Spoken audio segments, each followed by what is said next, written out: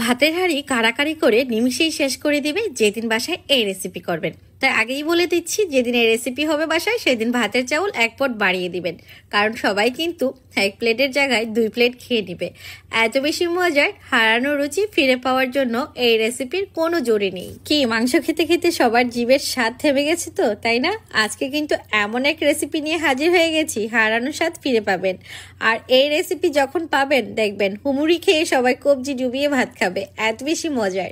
যেহেতু পুঁই শাকটা পছন্দ তাই আমি পুঁই শাক নিলাম, আর এই পুঁই শাকগুলোকে একটু ছোট ছোট করে কেটে নিচ্ছি। তবে এই শুটকি ভুনাটা কিন্তু আপনারা চাইলে কলমি শাক দিয়েও করতে পারেন, খারাপ লাগে না, কিন্তু অনেক বেশি ভালো লাগে। তো পুঁই শাকগুলো আমার কাটা হয়ে যাচ্ছে। আর তো যাই হোক, এখন আমি এখানে তেল দিয়ে দিলাম, আর তেলের মধ্যে দিয়ে দিলাম পেঁয়াজ কুচি, আস্ত রসুন একটা, আর রসুনের কোয়াগুলো খুলে খুলে দিয়েছি। এতে করে সুন্দরভাবেই কিন্তু সিদ্ধ হয়ে যাবে।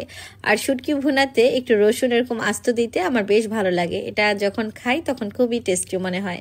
আর এদিক থেকে আমি দিয়ে দিলাম হলো রসুন বাটা, দিয়ে দিলাম মরিচ বাটা, আর স্বাদ মতো লবণ, আর দিচ্ছি হলুদের গুঁড়া। আর কোনো মশলা লাগবে না, শুটকি ভুনাতে কিন্তু হলুদ, মরিচ আর রসুন এই 3টা জিনিস হলেই বাছ হয়ে যায়, আর টেস্ট মতো লবণটা দিলেই হয়।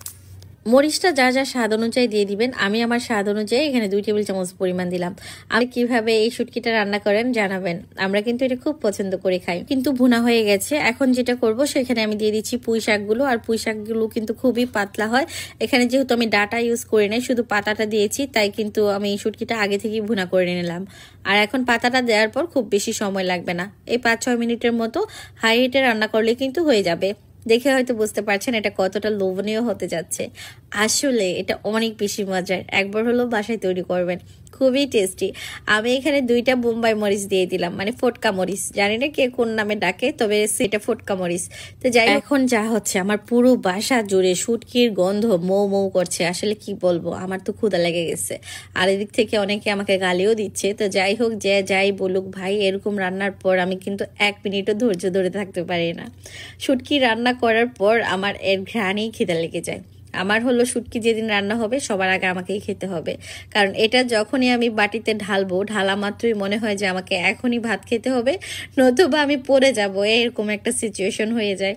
তো আলহামদুলিল্লাহ অনেক বেশি টেস্টি ছিল। আপনারা হয়তো দেখেই বুঝতে পারছেন যে 1 চামচ তরকারি দিয়ে কিন্তু 1 প্লেট ভাত খাওয়া সম্ভব, কারণ এটা অনেক বেশি টেস্টি।